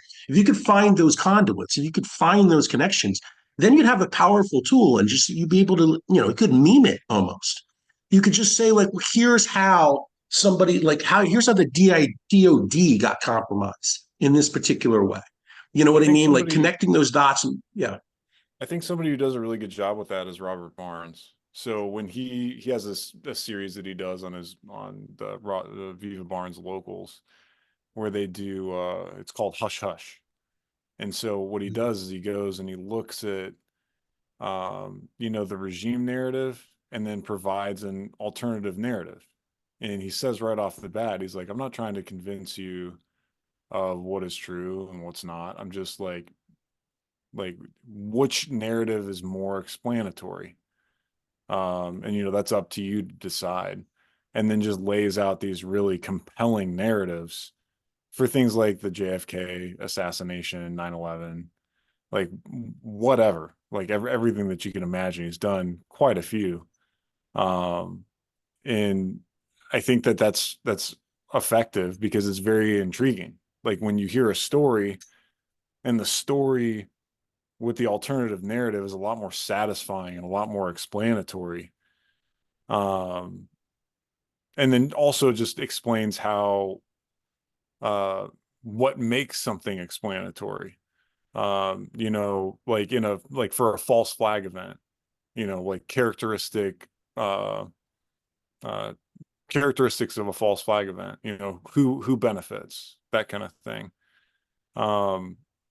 It's very compelling. And he does that professionally with juries, right? Which is why he's gotten good at it, because that's what you're doing to a jury in a court trial, is you're trying to provide a narrative for, the state has a narrative that they're advancing where his client is guilty, and he has an alternative narrative that but like what he says is more important than anything: jury selection. Yeah, no, Because it's it doesn't matter how strong your narrative is. If you got one person on that jury that already believes something, like, you're gonna have a hard time, even if the evidence doesn't line up with If it. their model, if their internal model is completely inconsistent with your narrative, it's not going to make a difference, right? And I mean, you just can't reach some people, and this is sort of one of the reasons why you That's why just the need to. lawfare is so effective in some of these blue areas too, Yeah. because your Oh jury God, pool is like they're But I know- basically dyed in the You wool can't communists. get an impartial trial for Right. certain people in Washington, D.C. Like a politically charged case, 90% of the people in that district have very strong convictions.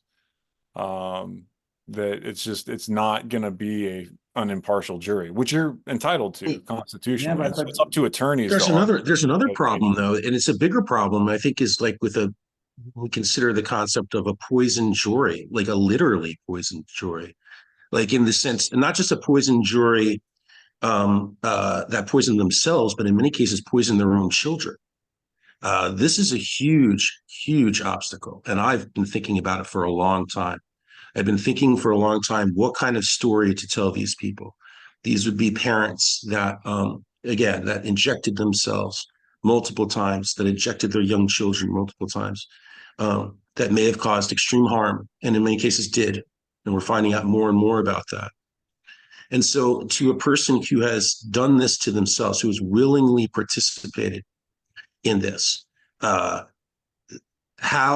unless they have some sort of spiritual faith, and even that would be shaken, I think, to its core. I think even somebody with a fair amount of spiritual faith, if they had taken the bait, and not just for themselves but for their kids, that is going to to come to grips with that, just even on the most basic level psychologically, is going to be catastrophic for a lot of people to accept what On they've that done. note, I want to plug really quickly, like, one of the leading voices in communicating about this has been Brad Miller, former lieutenant colonel, battalion commander in 101st. He has a Substack, so if you guys haven't checked it out, it's very good. On that particular topic, Mark, I would call, there's a name for what you're talking about, and it is moral injury. And he wrote a fantastic article on moral injury. That people suffered as a result of participating in this campaign. both from receiving the vaccine when they didn't feel it was the right thing to do, and then coercing others as well. Yeah, but it's actually a Yeah, check it necessary out. step. I think that kind of suffering, I mean, if it comes, many people will probably, leave this earth without ever having a second thought, but those who actually do realize that they made mistakes, the pain, that you feel then is it's sort of like the payback, right? The karmic payback that you have to kind of pay, right? And it's actually can have an interesting effect on people if they come out the other side. If they go through that, then they might like become morally much more self-sufficient people in the future, because it's something very visceral that they went through, and so it's actually can be part of an important process, because we all did stupid things, right? And so it's like something natural. But the problem is that many people probably will never get to that stage, right? They would just lie to themselves so hard that they will never even realize it.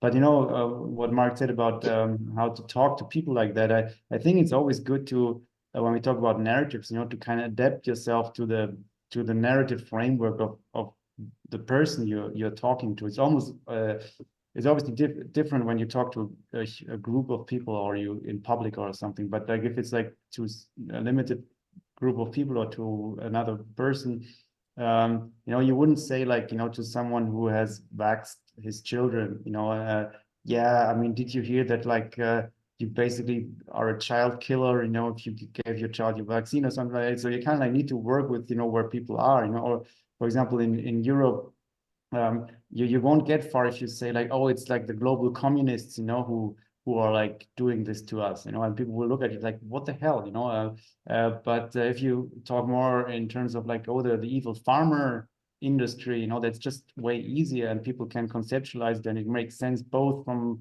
from a leftist perspective and from a right perspective, and that's very effective. People can suddenly make sense of that, and once they see a motive, then they it's like in a criminal case, right? You need that sort of motive to get your story straight.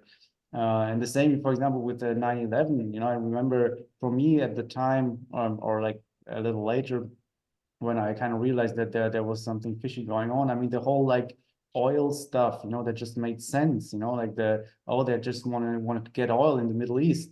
That's, I mean, if you think closer, it's like, wait a minute, you want oil, therefore you blow up your twin towers. It's like, maybe it's not the whole deal here, but still, it's like how you frame the narrative. It's just important when you talk. Sometimes like sometimes the specific details of the narratives that end up being successful aren't totally accurate. Like that's a good example. Like, I remember that. Yeah, that was definitely a big thing. Like, oh, they still hear it. Like, oh, it's all to be oil, and it's like, yeah, as you said, like that doesn't really. When you look at that closely, like, nah, this doesn't really make sense, right? Now, the sort of underlying narrative, which is that it's all about sort of money and power, is accurate, because like Exactly. you can point to things like an understanding of the monetary system of the petrodollar, and like that Iraq was going to get rid of its central bank and like go on a gold standard, and they couldn't allow that, right?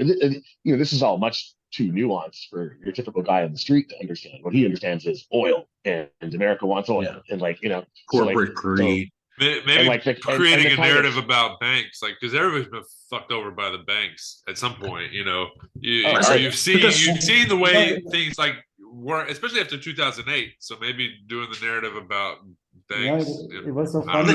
The tricky part about that, though, is that you don't want to feed the junkie more heroin. So it's sort of like when you're looking at a situation where you say like, how do I talk to someone on the left, right, without betraying my own principles, while still speaking in a clear and true voice, because that's what we all should be doing. This whole concept of noble lies, you could easily go down a road to hell, like say just being overly strategic in approaching people. Like my best attempt so far, and I don't know if it was good or not, but like I wrote a piece called The Art of Being Wrong. I don't know if any of you gentlemen read it. Fantastic, But fantastic essay. That was really. That's where you talked about your your reaction to 9/11 9/11. and Yeah, no, that was yeah, great. That was yeah, really good. I've been yeah. No, meaning that to was write really something along those lines for a long time, but yeah, you set a really high bar for that. That was a great essay. yeah. No, it was so thank you. emotionally honest. Like, yeah, no, it was. But like that's my point. I was like, when I set out to write it, I said I cannot submit to like some kind of strategic thinking where I'm like, I will like, if I will craft this perfect sentence that's going to somehow break the spell, that's going to somehow like get people to say, okay, yeah, I made a huge mistake in the No, COVID totally. years as well. Yes, we Doesn't work.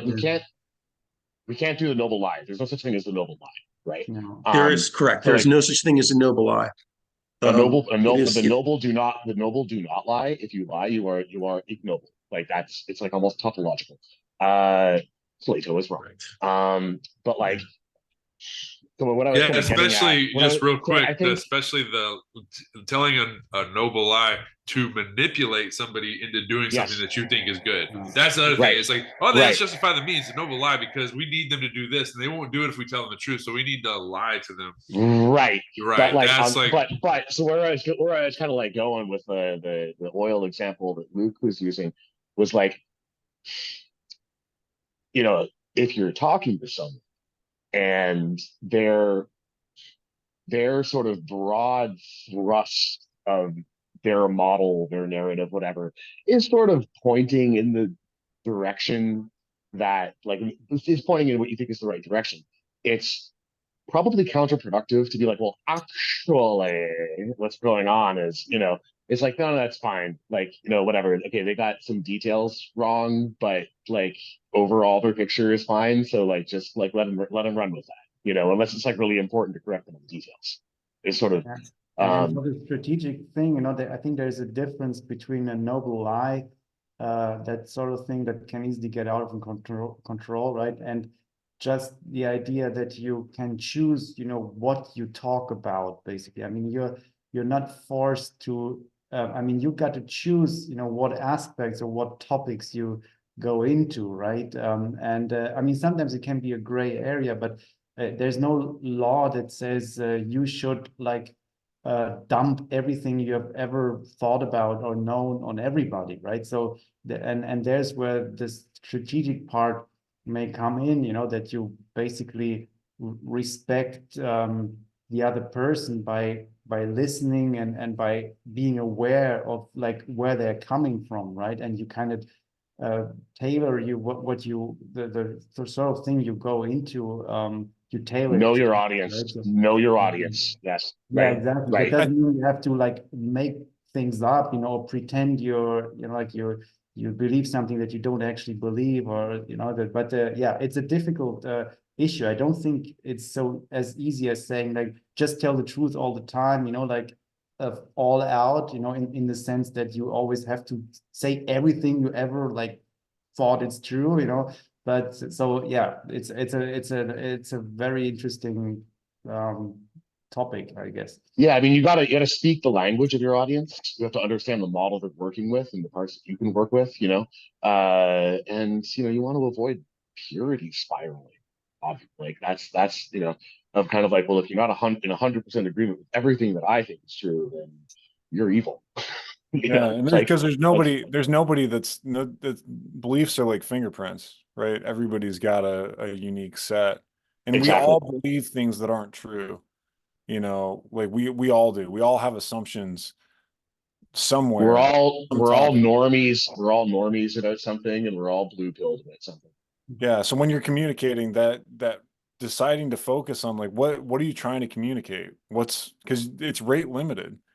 Communication is very difficult as it is. So, you have to prioritize what you're trying to communicate. And at the same time, that allows you to listen better because it's like it's focused on a particular topic, but it's really easy, especially with my personality. I know John and I have talked about this with out of control, like need for cognition and accuracy motivation. Like as soon as you hear something that you're like, oh, that's not accurate based on my model, like you're really tempted to want to Especially jump with your into it. family. I don't know why that is. Yeah. If I'm with It's my so true. Yeah, it's just something that those people trigger in you that wants to make you like smack the truth like with a huge baseball bat just around their heads. You know, I don't know why that is. It's hard to restrain myself in I this think his family, because you have typically a better internal mental model of their mental models than you do of almost anyone else in the world. So it's like you're emotionally close to them, right? So like, and when they believe things that you know are stupid, and it's maybe almost like it's like offensive. yeah, you see them as a part of yourself in a sense, and it just Right. makes you curious that some people that are like part of yourself, like you know, in that sense that they believe Yeah. it just So like you're sort of like believing something, but you've also this voice in the back of your head, which is kind of like whispering like maybe you're wrong, and you want that voice to shut up, you know, like and that voice just happens to speak in the voice of your father. So therefore, like, you know, you need to convince your actual father that you're right about whatever it is. And when he finally agrees with you, then you can sort of like tell the little, like, you know, your inner father to shut the hell up. And yeah. So Grant, let me ask you this, because like you know, the DMA, as far as you're concerned, like what is the what's the target audience in your from your perspective in terms of like who do you think reads this and like nods their head and says, yeah, man, we got to get this done? And like what both like who do you think's the most likely to read it and say, yeah, it's time to move? And who do you think is the audience that you think could be the prime mover on it within the ranks of the No, armed it's the forces? target is not within the ranks. It is absolutely the Okay. American people, you know. Okay. So it's like it's the American people. And you know, I'm not advocating for any like I'm advocating No, I mean, I advocating understand for it's the a American people. I'm just wondering, do you think that there's a particularly receptive audience within the ranks that would be like, well, not move in the sense of like, oh, we got to do, like, in yeah, other I'm words, sure that would be some moved by it. Yeah. I'm sure some people are supportive and some people are incredibly hostile. I mean, I've talked to people that like this has come up and they've expressed a tremendous amount of support. You know, I've had people come up to me, especially like after the Weinstein interview, and say, "Oh, hey, I saw you on Dark Horse. You did a really good job." Like people that I would have never have thought. And then on the other hand, I've had people where I've reached out just in a purely professional context to try and collaborate on something totally unrelated and said like, you know, I have no interest in collaborating with you because, you know, you don't understand the value of vaccines. And it's like, wow, okay. You know, so there's a mix in the ranks. I think a lot of people understand the significance of it and are experiencing that moral injury all the way up and down. And I think there's other people that can't understand why it would still be an issue for us. Like I said, that phrase "water under the bridge" is something that you know, I've been told. And you know, I understand all those perspectives. Like I'm pathologically empathetic in that way. Like I get it.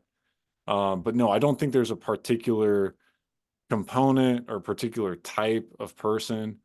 I think on the whole, the junior ranks are less a part of that they're not a part of the managerial class to the same extent. So they're not as focused and like easily manipulated by regime narratives. I mean, a lot of them are terminally on TikTok.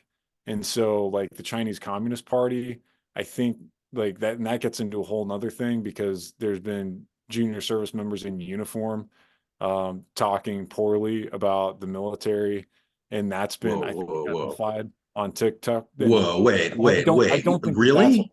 yeah, yeah. And there's been stories about Like like, the you know, so the armed forces allow, like, would this be even they on their don't. So bases? They would They allow. don't. Like this is Oh, another okay. thing. Like it's not like, you know, I don't for the record don't think it's appropriate to you know, talk about anything in uniform, right? And so it's like we did sign this DMA with our ranks, but it's because it's very narrowly focused on this one issue, where it's like, you guys broke the law about this one thing. No, That's they're what we're funded. putting on. Oh no, I was fundamental. actually They're referring to fundamentally. TikTok. I couldn't believe that they allowed TikTok to be used Oh yeah. by Yeah, I mean, servicemen. how can they not? It's I mean, it's Yeah, like, spyware. It's 100% CCP spy So gear. my understanding is that officially they're not supposed to be using it.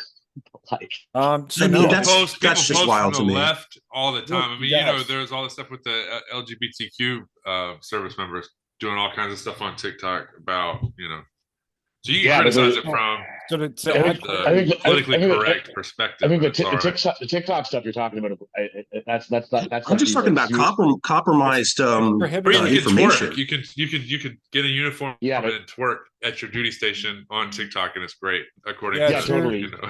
it's prohibited it's prohibited on government devices. So it's like, if Right. you have a government issued cell phone, you can't put it on there, but on your Right. personal cell phone, like I'm not really in support of DoD or the US government starting to tell service members what software applications they can and can't put on their own private cell phones. But at the same I mean, time, I get it, but at the same time, and like, just like thinking about this from an operational security standpoint, right? And so we've seen from Russia, from the Russian-Ukrainian war, that, like, soldiers running around in battle spaces with personal cell phones or just painting giant ass targets on their backs, right? Yeah, no, I like, think in those and, like, circumstances, if you're deployed in a combat environment, yeah, they no cell well, phone. like, if That's the DoD was a serious organization, then they would probably say something like, you can have, like, your cell phones, when you enter base, your personal cell phones go in a box, and we give your personal cell phone back when you leave base. On We're not base, a lot of us live recruiting on base. new service members with that sort of rule. yeah, no, I mean, we live on base, fine, but I mean, like, these particular TikTok videos that have been, like, pretty embarrassing. People are making, I don't know, I'm sure you saw these. People were making fun of them on Twitter, like, last week. You got these like brown Zoomer girls and, like, fat Zoomer boys, like, complaining about, like, oh, they make us wake up early and run, and the food sucks, and, like, oh, the pay isn't great, and, like, everyone's like, it's the military. What the hell did you expect? Like, it's really just kind of self-owned for them. It doesn't make the military look great, and it's not in the sense that, like, so we're entering. Okay, so let me explain. The very fact that these are the soldiers, like, it's kind of like, it's like, this is already a problem. Not even, but I mean, like, forget what they're posting, forget even what they're watching, or what their feed might. The very fact that they're putting Chinese spyware on their phones is a fucking problem. And, like, I could actually, now I'm just, like, thinking through the cell phone issue, right? Because these things really are just spying devices. And, like, okay, so initially I was saying, okay, whatever, you take them away when they're on base or something, but maybe actually that's not the right way to think about it. Maybe what the military should do is be like, okay, we have a military issue cell phone. It's pretty strictly limited in terms of, like, what the apps you can put on it, and, like, while you're a serving member, particularly in the ranks, like, this is the cell phone you use. And if we see you, like, running around on social media, like, using Chinese fucking spyware apps, like, then, like, oh, sorry, like, you're gonna get court-martialed. Like, I mean, I forget if they're on base or in uniform or not. These are individuals who can individually be compromised, and quietly, let's say. So in other words, so the way that I look at a platform like TikTok, and have for a long time, is that it's bidirectional, in the sense that you could say it's algorithmically driven all you like, but ultimately it is under the lock and key of foreign agents. And foreign agents can do all kinds of things when they have access to that data. For instance, they could also push data into that application, including something, maybe. So imagine this. So you're a big TikTok user, and you're having a good time, and you're and you're not doing it on base, you're doing it off base, or whatever it is. You're out of uniform, you're an American citizen, you can do what you want. If say let's say that suddenly things are pushed into your feed without your awareness, maybe even, oh, let's say deepfake videos of you doing a crime, or some sort of other evidence that would compromise you either professionally or criminally within the organization. They've gained leverage over you. And they've gained the kind of leverage over, and if they gain enough leverage on enough people, a lot of this could be automated at this point. A lot of these assets are, as well as I do that there are a lot of things running around. And so it's sort of like, so yeah, I don't want to go down a rabbit hole with it. I just wanted to verify. I just wanted to reiterate that I'm not talking about from a rights perspective or from like, I think that TikTok and other platforms like it are damaging psychologically and spiritually. But man, that just seems like a very, like, to get back to Grant's main point, like, we are to some degree also talking about a competence crisis in addition to everything else. And there are aspects to this that I think are specifically criminal. There are aspects to this that I think are the result of leverage being gained over high-ranking individuals. In much the same way. Collapse of complex systems? Yeah, collapse of complex systems. And also just sort of like, why wouldn't anyone be asking those questions at the highest echelons of security? Yeah, I think people are. So since this is probably fertile ground for another topic, let's use this as the opportunity to wrap up. But I will say that what you said about leverage, like when they do background investigations for security clearances, like that's what they're trying to figure out. They're trying to figure out if you have any background. So like issues with debt, marital infidelity, drugs, like any sort of secrets that essentially people aren't going to be able to hold water for you on, that the foreign adversary could potentially come in and this is and they often are not just looking at you, but like even like people in your family. So if they're looking at you might not have a coke habit, but does your brother, which is why Mormons tend to do very well in the security agencies, because like they don't even drink coffee. So it's like the first thing that pops into my head for the military and these junior enlisted soldiers running around with TikTok on their phones is, I mean, they could see all their text message history, browsing history, evidence of marital infidelity, right? Relationship stuff is highly emotional and highly volatile for junior enlisted soldiers.